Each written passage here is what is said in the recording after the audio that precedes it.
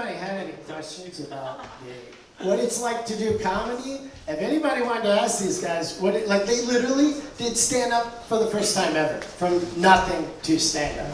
So if you had any questions for anybody, that'd be fun. It's our final show to do some kind of a talk back. I don't know if you had any questions or not about comedy or improv. Round of applause for the first timers. Yeah. First time comedian, stand up. First time comedian. First time comedian. Amazing. Yeah, amazing. No other questions? You're like, I have a question. Yeah, go for it. I had it. I have to re-articulate it in my head so it can come out of my mouth. Do you know what I mean? Go for it. So, okay. Especially for like the first time comedian. Actually, this is for all of you.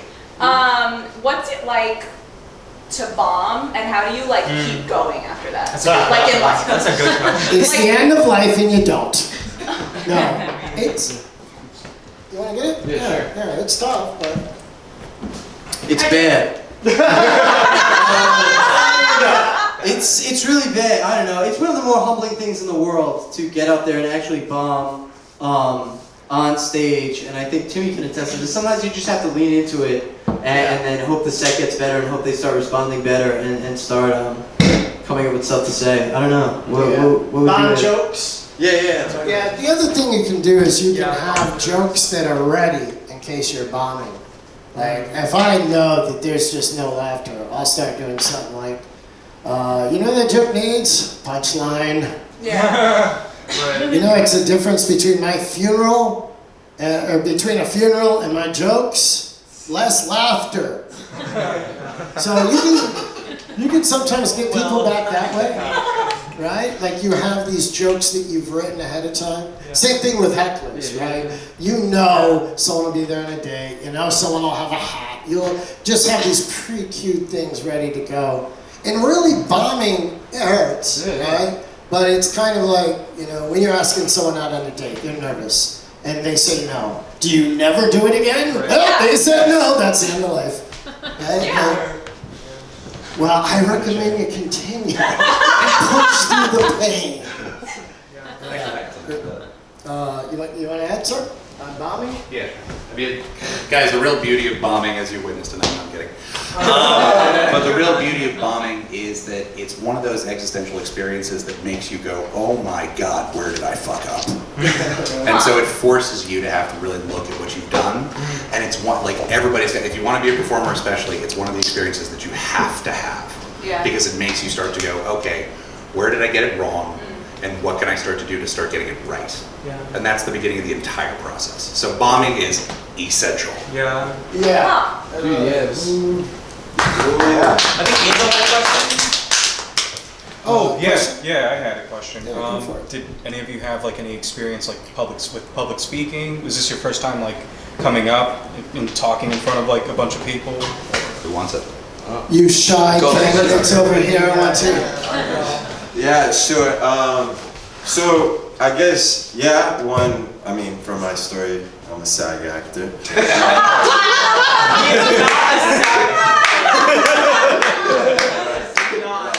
Ladies and gentlemen, Pedro. No, but for me, the process for me was just first telling a story. You know, you deal with the reality, so just they make fun of me because I say that, but just say something really, and then because I feel like that's when the realism, that's when comedy really happens. It's not when you're trying to force a joke and you try to sketch something. Say something that you think has gotten a reaction from people, and then you could try to squeeze a joke here and there, but really, I think the essential part of it, at least, is realism, and then that way people can relate to it. That's how I approach it. Oh, nice. So yeah. Slay, yeah. Well, how do you want to give me a little input? No problem. Yeah, same here pretty much, I'm also a SAG actor. I don't know why I'm working the mic stand, but what was the question? He's like, I'm doing it. Did you do public speaking? Oh, okay, yeah.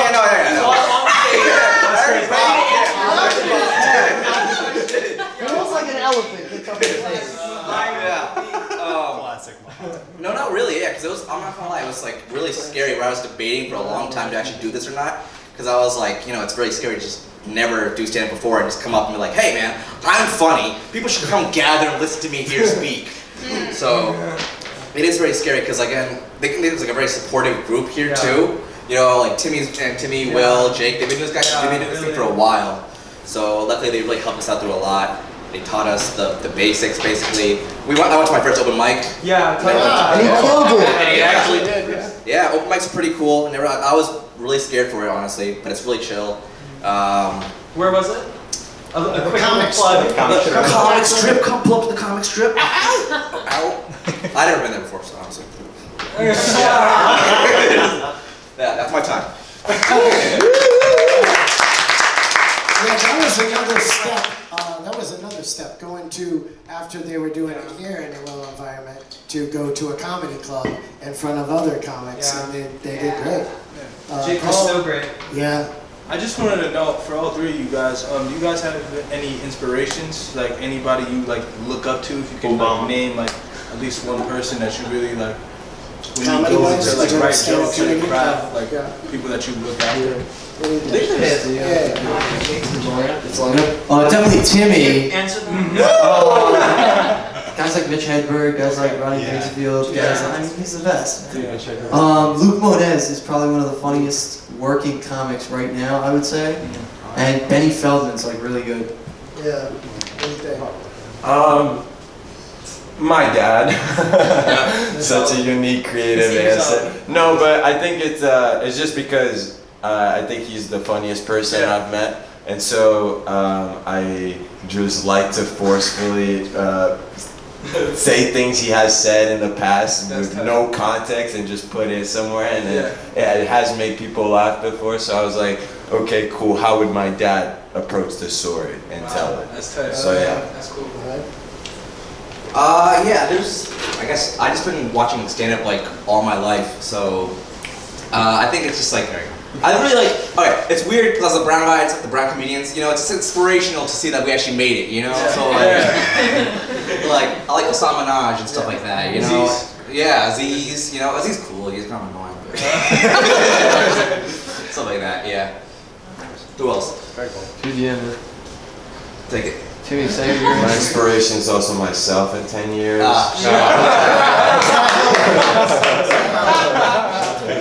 Inspiration? Bathroom my comment. Classic.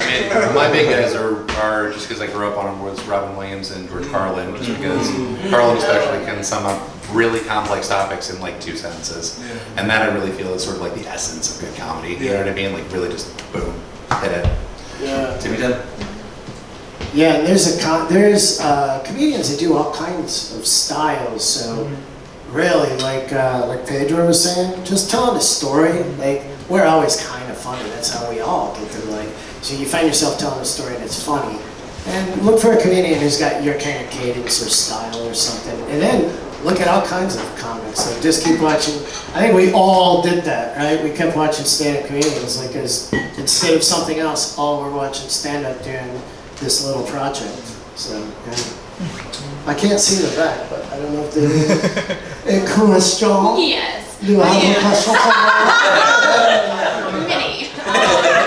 Do you have an hour, Tim? No. What's the process for coming up with jokes? Like I know everyone has different like styles, like storytelling, or you know, like more wit or political. But like, do you carry a notepad around? You're like this guy on the subway, he's got a funny face or something. Like I don't know. Do you just write whatever or like? Right. That's how we survive life. Like that guy just did that. So now I can't wait to tell people tonight at the comic strip about this shit. It's cathartic in a way, right? How many times you've been out there and you're like, what a fucking idiot. This will make a great joke later, but gee, right? Like a moment that something happens. Sometimes you'll be texting somebody and they'll be like legit making jokes and laughing.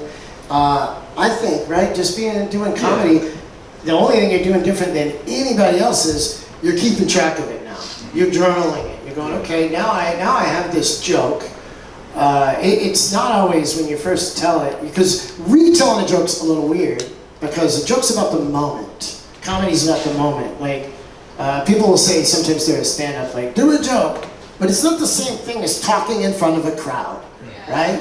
Like if you're naked in the shower, no big deal. And I was standing here naked, the room would empty. Like, people, right? Like, so it's about the environment. It's about the people. I want to add to that because I feel like that's only half of the. Yeah, give me the mic. Thank you. Yeah, I feel like as someone who isn't doing comedy, I have this really beautiful. I have this really beautiful perspective because I'm often like just in the back watching all of these people work. I mean, Jess and I we were just sitting there and offering helpful advice or anything. And helpful. Well, yeah, sure. Or advice. Advice. And I think that what I've seen at least is that creating the jokes is only half the battle. Where the true magic comes from, in my opinion, is workshopping it with the tribe, with the community, I think that what you've seen, the success that you've seen tonight, and those of you who came yesterday as well, you don't see someone just like, I created a joke this morning and I'm going to share it with you. No, it's carefully crafted and carefully, talked about and meditated upon, and so you get a final project that is very well organized and very well thought through. So you create the joke and then you perfect the joke. Yeah. Oh, very well. Yeah. No one clapped for that.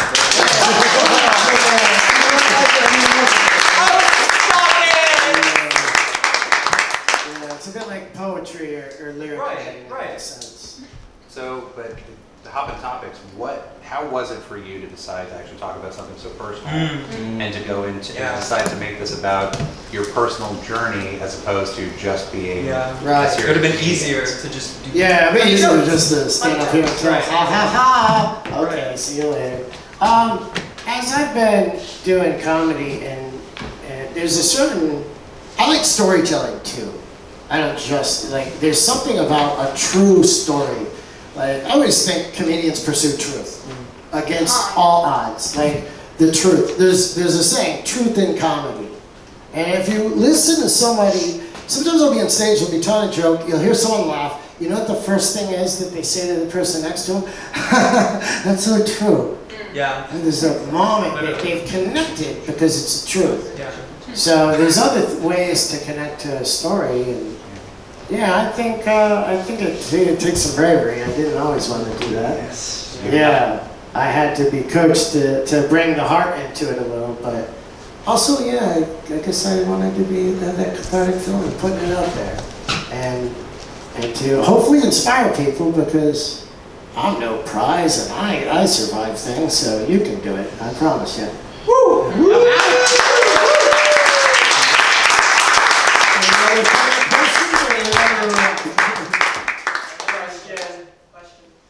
Go for it. Hi. What was it like staging this? Because this isn't just I feel like this isn't. I'm not versed in comedy stand-ups at all, but I feel like this isn't just your typical stand-up. You have people grabbing the microphone, entering the room. What was that process like? Wow, yeah, ghost back there. That was tough because there's a room here at Hunter that literally looks like stand-up comedy. We wanted to do almost for this honors project, which by the way, I made some jokes about it that they didn't have they didn't really get what I was trying to do. I want to do stand-up comedy. For some reason, stand-up comedy is just seen it's a bunch of idiots that walk up on stage, they grab the mic, they say a couple dumb things, and they go home. So staging it became a big part of that because you need the clump, you need the lights, you need the environment, you need the stage, you're gonna get a microphone here was tough. I had to go out and buy it eventually. All right, I'm going to Guitar Center, yeah. No, I really think that what Timmy was able to accomplish here was pretty incredible, especially when you consider how the department was, and that's all I'll say. I think that the feat of having a whole stage and a microphone and a mic and the speaker and lighting it was a skill unto itself. And I think that, not to say that you did it alone, but that you did most of it and you did a really great job with it. Yeah, actually.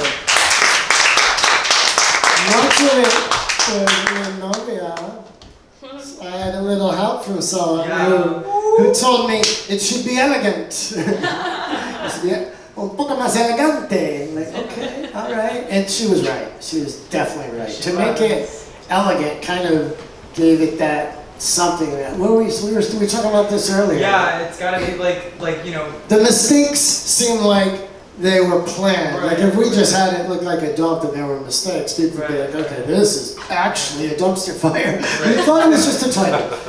Right, so yeah, that was her idea, to make it elegant, to make candles. Get a room. Anyway, another question? I have another question. Yeah. Okay, so you know how like with acting, you can never tell if you're doing well, and if you think you're doing well, you're not, and you just kind of always think you're doing worse than you are. Is comedy like that? And if so, like, do you think you're a good comic? And like, how long did it take you to get to that point? Do you know what I mean? I'm a terrible comic. What do you got? I don't know. Acting's definitely harder to gauge whether you're doing a good job because unless it's comedic, there's laughter. There's an instant feedback thing to this, but it doesn't mean that oh man, they're laughing at me. That must mean I'm good. It's about controlling the room. It's about how comfortable you feel. It's about a lot of things. I would say that I'm a pretty crappy comic, but I would say that I'm better than I was when I started, and that's really all you can say. So you don't consider yourself a good comedian yet? No, not at all. So why do you keep doing it? Like, how do you find? Because I Fucking quit, man. All right.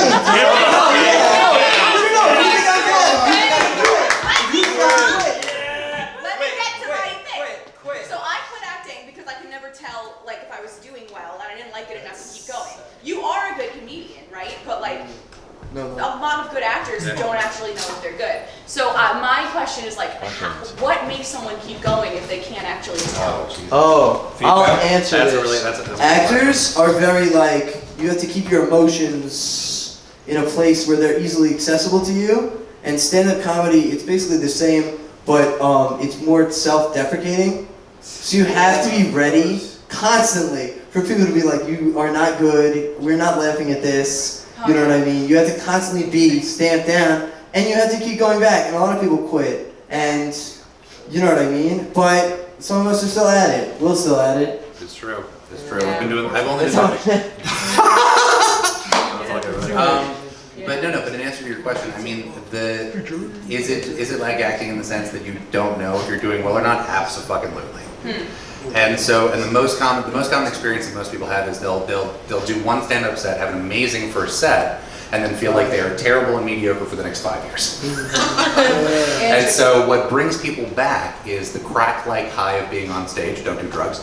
And secondly, it's the experience of as Jake was saying, you get used to being shit upon, for lack of a better term. Whereas in acting, I love this story about acting. Ethan Hawke, he does a lot of method acting, and literally he had, doing Hamlet, he would lose, he's going through the emotional experience of killing his family every night, right? So one night he comes home, he's been pent up from doing this for so long that he just beats the living shit out of his trash can. He totals it. And it's, I don't. That setup made it seem like something much worse was coming. But the point was, now every time he takes on a role, his wife asks him, "What'll a trash can think of that?" Because that's the sort of fundamental difference between being a comic and between being a comic and being an actor. An actor, especially if you're doing method acting, you live those emotions and you're there. Whereas when you're a comedian, you're more of a commentator, right? You're more sort of just expressing your own view. And so it also makes it easier, right? Because you don't have to go through this emotional death or go through this emotional roller coaster with every show. So. Ethan Hawke's Hamlet was a movie. Jerry helped us the sound of Thanks, Jake. Thanks for that. So this is actually an interesting question because for me, I'm answering it more so from an actor first, and then comedian second. So sure. For me, the way I see it is all art forms are, in a way, you could see them as a conversation. If it's music, it's a conversation between you and your instrument. If it's comedy, it's a conversation between you and the crowd. You give out, and then you take in what they give. So if it's silence, then you kind of adjust accordingly. If it's laughter, you kind of just keep rolling with that. In acting, the conversation is between you and your scene partner. And if you start to ask yourself, if I'm doing good, you're pulling yourself away from that conversation. Yeah. And you basically, it's not necessarily up to you to judge if you're doing good, because if you have the time to mentally ask yourself that, then you're pulling yourself out of that. And then that kind of answers, am I doing good? Oh, I just asked myself a question. I just pulled myself out of it. I don't think I'm doing good. If you're in it and you're having the conversation flowing between you and your scene partner, everyone's gonna get that, and that's what's gonna get you good. So,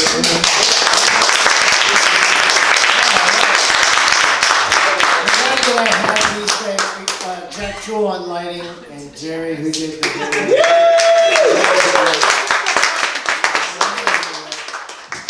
It's nice to have comedians like that help with these things. All right. Well, one last question? From the back. Anybody? One more round of applause for Timmy. All right.